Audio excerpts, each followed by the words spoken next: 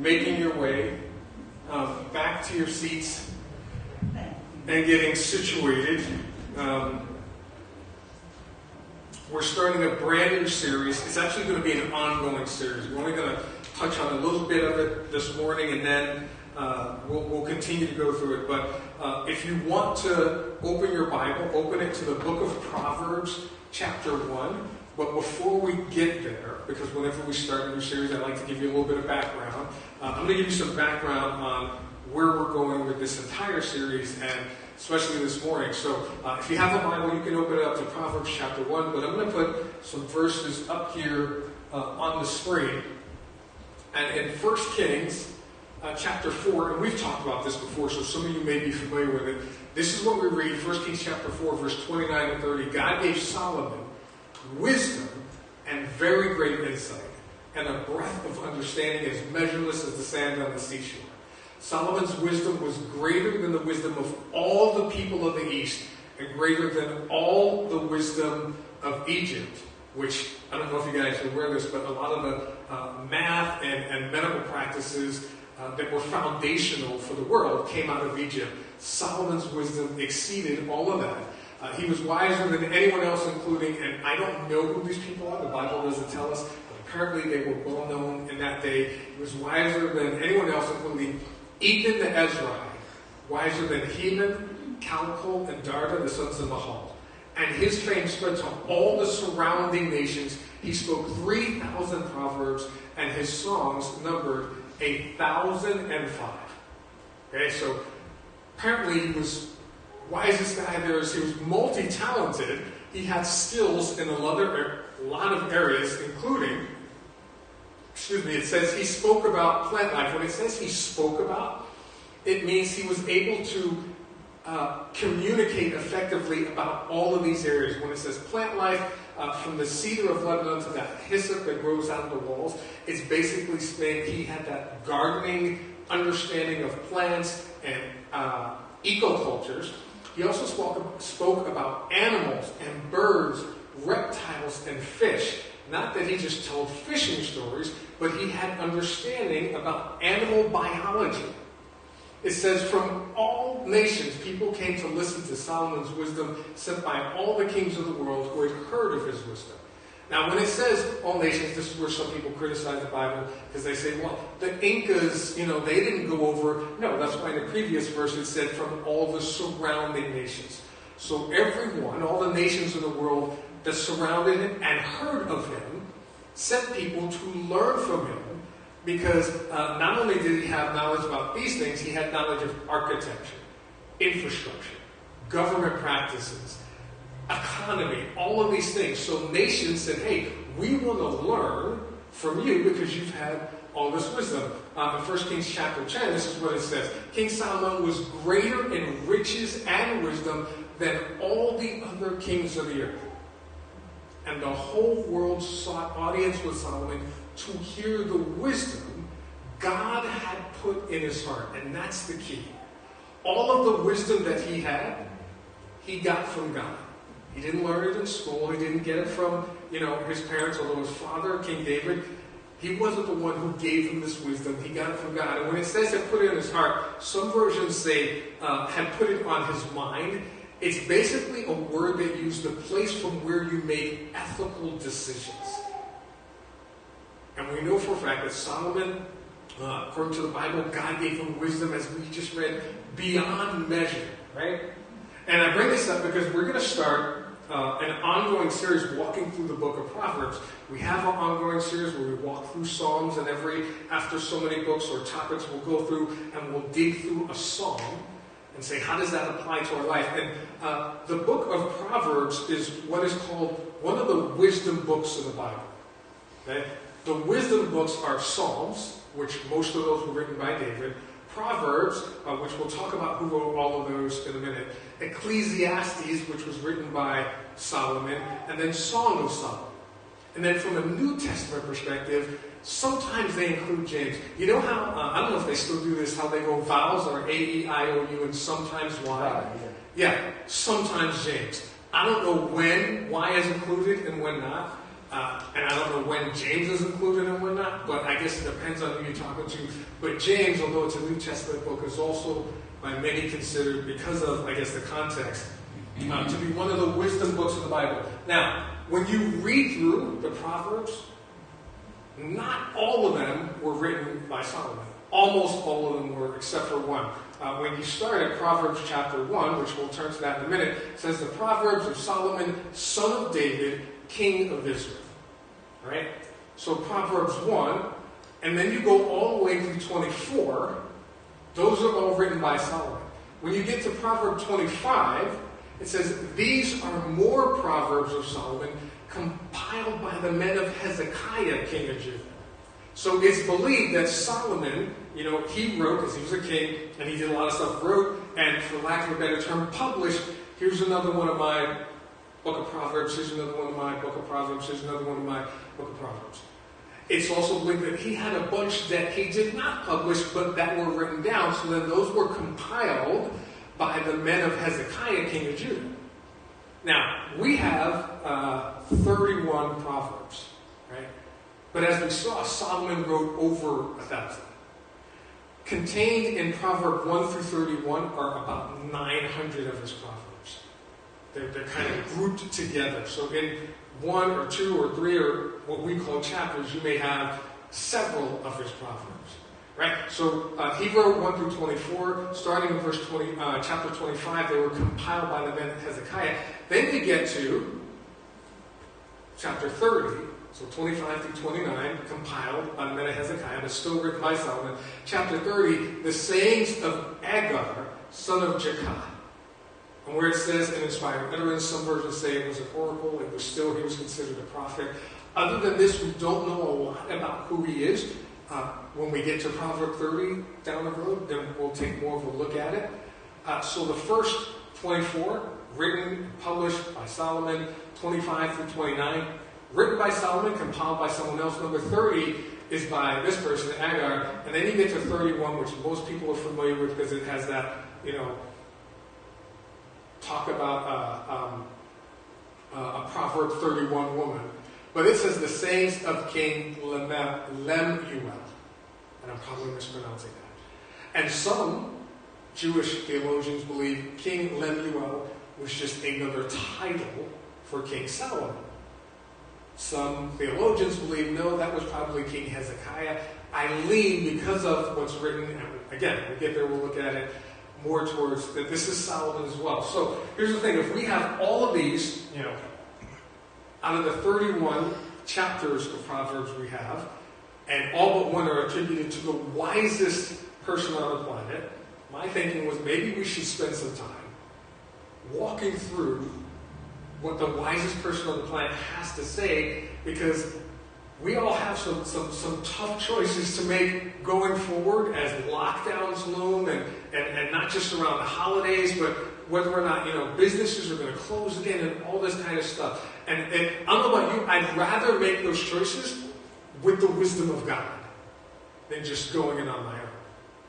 And hopefully most of us would say, yeah, I'd rather make those tough choices with the wisdom of God. So if you have the Bible, open it up to the book of Proverbs chapter 1. And we're going to walk through 2 Proverbs today. Proverbs 1 and Proverbs 8.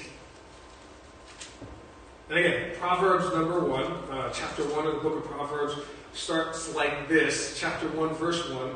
The Proverbs of Solomon, son of David, king of Israel.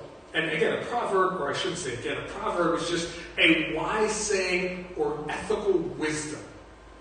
It's something that, a saying or something that gives us the wisdom to make ethical choices. Right? And he says the Proverbs of Solomon, son of David, king of Israel. And then it gives us the benefit of his Proverbs. He says, for attaining wisdom and discipline. So if you don't have wisdom, reading through the Proverbs can help you get wisdom, because these come from God. For attaining wisdom and discipline. For understanding the words of insight. For acquiring a disciplined and prudent life, meaning living a God-honoring life. For doing what is right and just and fair. Verse 4, for giving prudence, that's another word for wisdom, to the simple.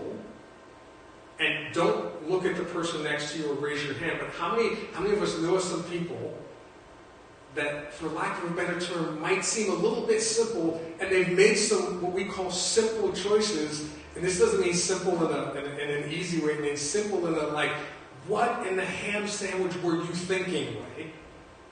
And we all know some people that we've looked at some of the choices they made, and we're like, what in the ham sandwich were you thinking? Why would you do such a thing? Right? But here, it's good to know that we can use the Proverbs of Solomon, the wisdom that he got from God, to help give wisdom to those people. We can also give knowledge and discretion to the young, which we talked about last week, how the older people, us older people, are supposed to minister to, educate, and mentor the younger people. He says, let the wise listen and add to their learning. So if you consider yourself wise already, you can still add to your learning. Let the discerning get guidance for understanding proverbs, the parables, the sayings, and riddles of the wise. He says, the fear of the Lord is the beginning of knowledge, but fools despise wisdom and discipline. Now, before we continue, there's several words that he's going to use, not just here, but throughout the book of Proverbs.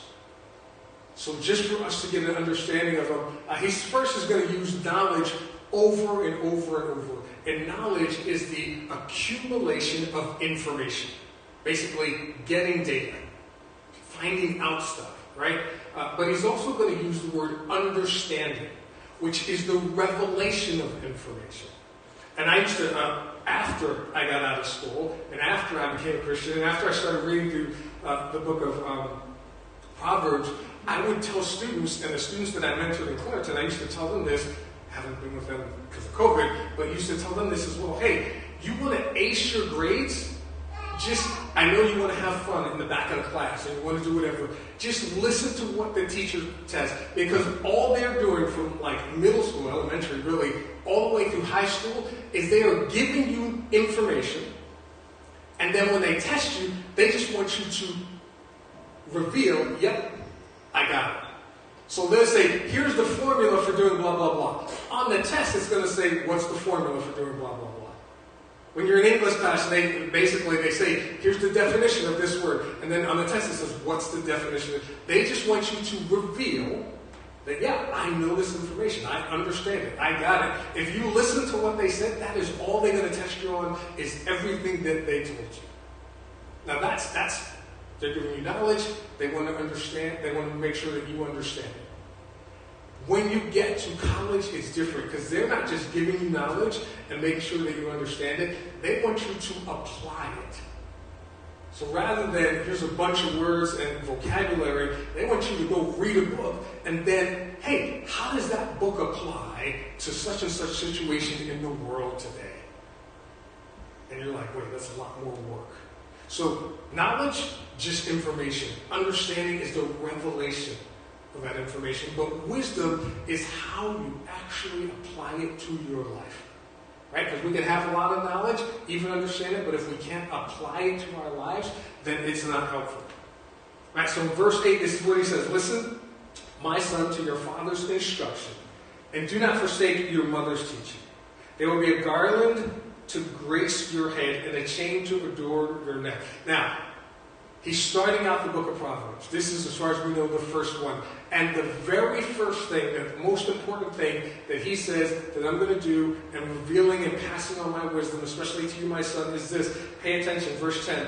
My son, if sinners, that means people who are far apart from God, entice you, do not give in to them.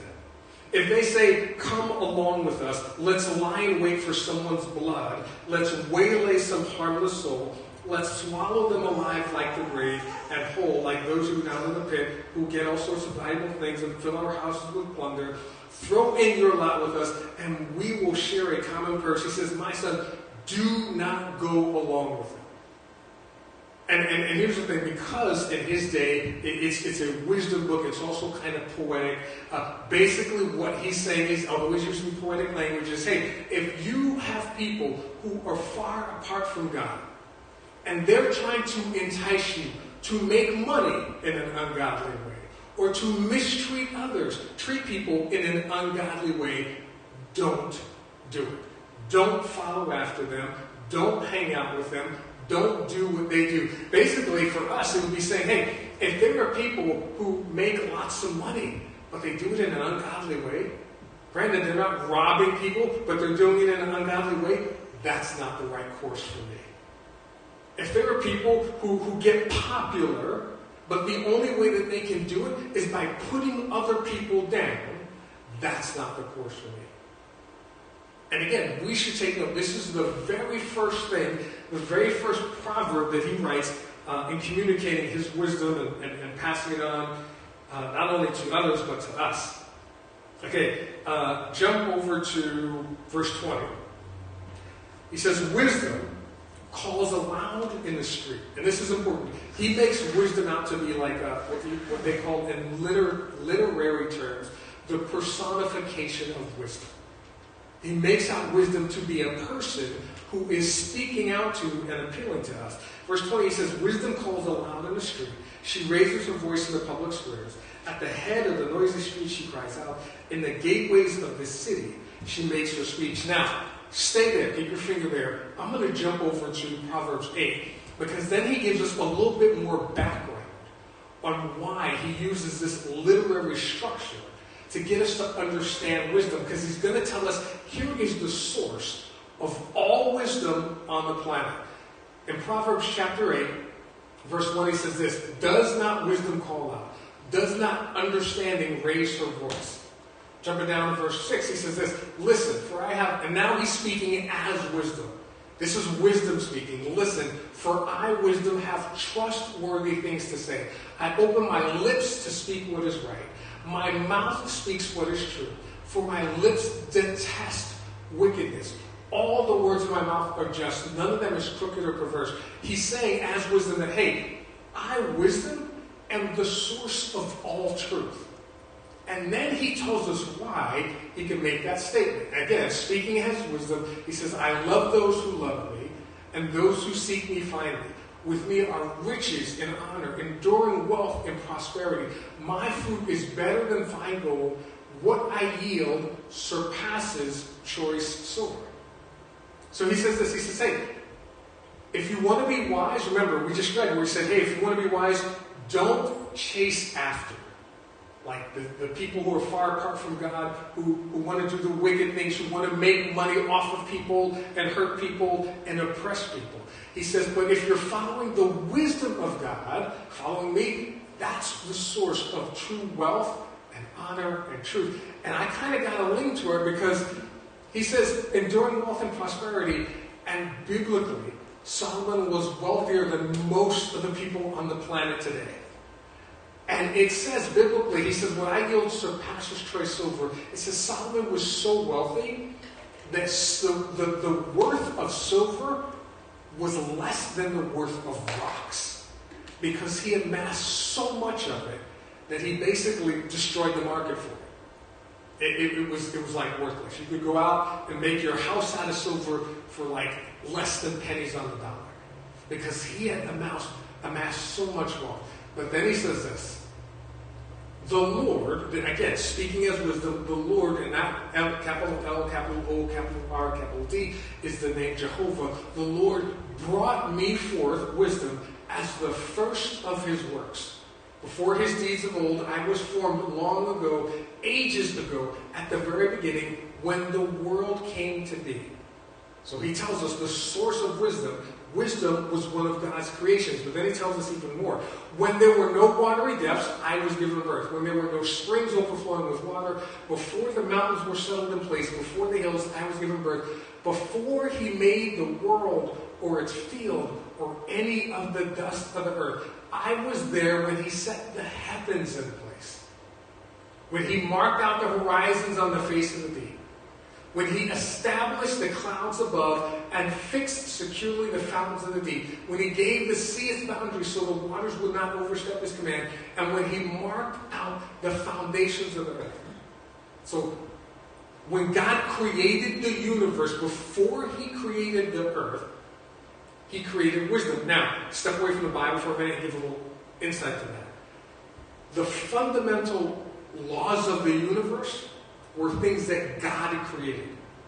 Gravity, nowhere in the Bible does it tell us God created gravity, but gravity is a fundamental law of the universe. Right? Heat and cold, fundamental laws of the universe. All of these things, fundamental laws of the universe, were things that God created. We can't touch, we can see gravity, we can feel heat and cold. We can't touch right and wrong, but those are also fundamental laws of the universe that God created. It's one of the reasons why, no matter where you go on a planet, step back thousands of years, where you go on a planet, in every culture, before they were connected by books and the internet and travel, in every culture, there were cultures that said that murdering children is wrong. Protecting innocence is good. Every single culture had those foundations because they are parts of the fundamental laws of the universe. What's right and what's wrong. And what Solomon is saying, wisdom is one of those fundamental laws of the universe. The ability to understand and apply the fundamental laws of the universe, the knowledge and the information, is one of the fundamental laws that comes from God. That same way that right and wrong do. The same way, the reason why when we founded this country, it was founded on the basis that God created all life, right? And all life was created by God. That's in the Declaration of Independence. It's part of the fundamental laws of the universe. All right, let me share one more verse with you. Then he says, then I was constantly at his side. I was filled with delight, day after day, rejoicing always in his presence, rejoicing in his whole world, and delighting in mankind. All right, now jump back to Proverbs chapter 1, verse 26. This is what he said. I, in turn, will laugh at your disaster. I will mock when calamity overtakes you. Again, still speaking as wisdom. When calamity overtakes you like a storm, when disaster sweeps over you like a whirlwind, when distress and trouble overwhelm you. Then you will call to me, but I will not answer. They will look for me, but will not find me. Since they hated knowledge and did not choose to fear the Lord, since they would not accept my advice and spurn my rebuke, they will eat the fruit of their ways and be filled with the fruit of their schemes.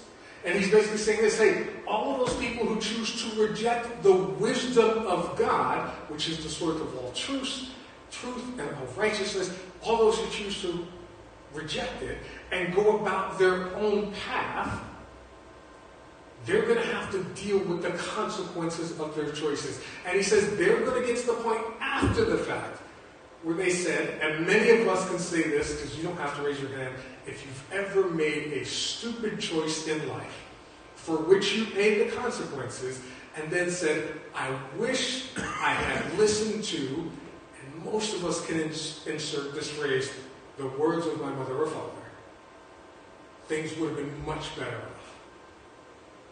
But when we get to the other side of it, once we've made choices apart from the wisdom of God, all we have is just to deal with the consequences and not to be mean, but it says wisdom's going to sit there and mock us. Laugh at us like, sucks to be you, but I told you so. Those things you hate to hear after you make stupid choices, but you know you should have listened to, especially the wisdom of God. So let me summarize, and we're going to close with this. He says that wisdom, we should all seek the wisdom of God. Right? That's just hands down. I mean, if you're looking to do the right thing, I want to seek it from the wisest person there is. Right? If we're looking to get medical advice on a procedure, someone says we need this medical procedure, we don't want to go to the medical student and say, what do you think, right? We want to go to the doctor who's done it hundreds of times over the past several decades, and all the people who did it on are still alive and doing well. We want to seek the wisest person. There is none wiser than God. So he tells us in every situation, seek the wisdom of God. He also tells us this, avoid people who are far apart from God. In our culture, we want to follow the rich people, the popular people, the people with the most Instagram followers, or the most TikTok followers, or we want to follow CNN, or we want to follow Fox News. And here's what he says: hey, if they're not following God, don't follow them. Doesn't matter how they made their money, doesn't matter how many friends they have, doesn't matter how popular they are. If they're not following God, don't follow them. And then he says this: don't wait until it's too late to seek the wisdom of God. Don't make the choices first and then say, all right, God, now what do you think about what I just did? Now, I'll say this: Solomon wrote this when he was at not the middle of his life, but before he got to the middle of his life, is when they believe he started documenting most of his Proverbs. Then, somewhere towards the middle of his life, he went way off the hinges, didn't follow his own advice, had 300 wives and 700 concubines, and it blows my mind every time I say that, because he's only one man. I mean, it's like someone saying, Floyd, how much pie can you eat? I mean, it's just, how many wives can you have? But it's just way too much. But he went way off the deep end. And because of that, he didn't take his own advice. He started following them. He married women who were far apart from God, started following their practices. It led him down a deep, dark hole. And he got far away from God. His relationship with his family suffered for it. His relationship with his children suffered for it. And the nation of Israel suffered for it because he was still leading the nation. Then towards the end of his life, somehow, thank you, Jesus, he got back on the right track. And he started, I don't know what he did with all those women. Can you imagine 1,000 angry wives mad at you because you just okay, I don't want to deal with you. Anyway, sorry. It's mind-blowing. Anyway, that's where I look and I say, what in the ham sandwich were you thinking? Okay, anyway. All right, so he got back on the right track, right? Got back in, hey, God is my focus. And he wrote what's called the book of Ecclesiastes. And in the book of Ecclesiastes, he talks about some of the things that he just spent mindless time and money seeking, running after pleasures, running after women, running after all kind of stuff. And he ends the book of Ecclesiastes with this, where he says, probably one of the wisest things he ever wrote, all has been heard. This is the Amplified version. The end of the matter is fear God, revere and worship him knowing that he is, and keep his commandments. For this is the whole of man. This is the full original purpose of his creation. This is the object of God's providence. This is why we exist. This is why humanity was created, to love, fear, revere, worship, and obey the Lord. And the wisest thing that we can do is say, hey God, what do you want me to do?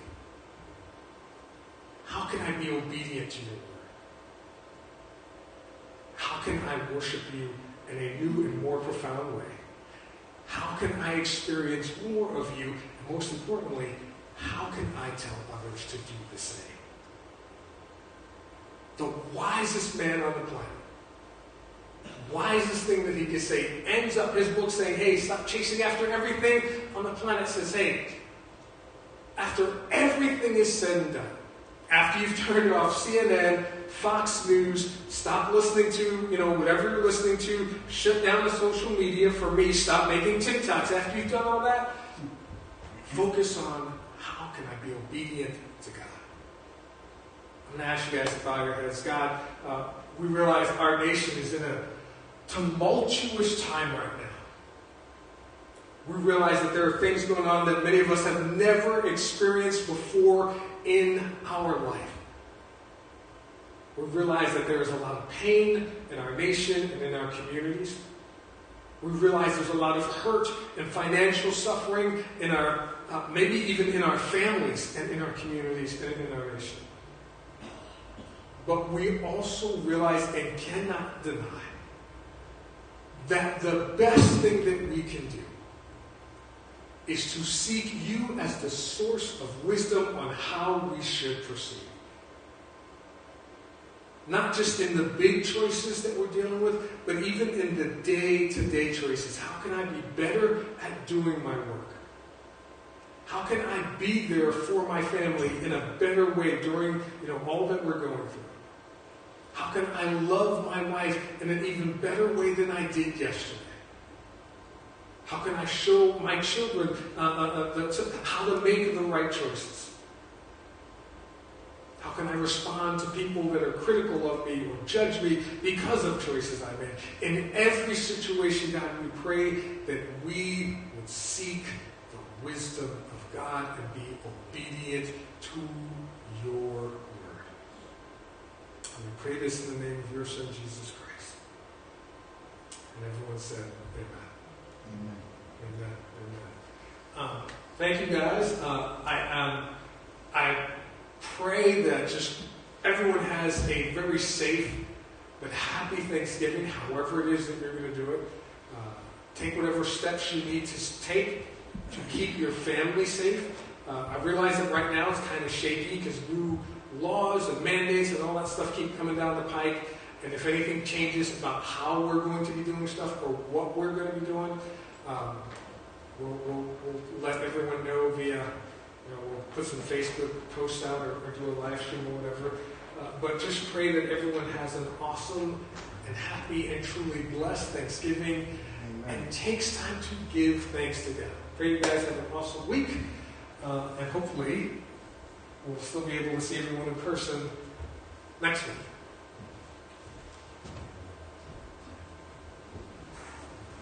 I just noticed that the front of the media, just pay attention to that. That's a good shirt. Good shirt. The front of the media. That's what they should do. Be part of the media.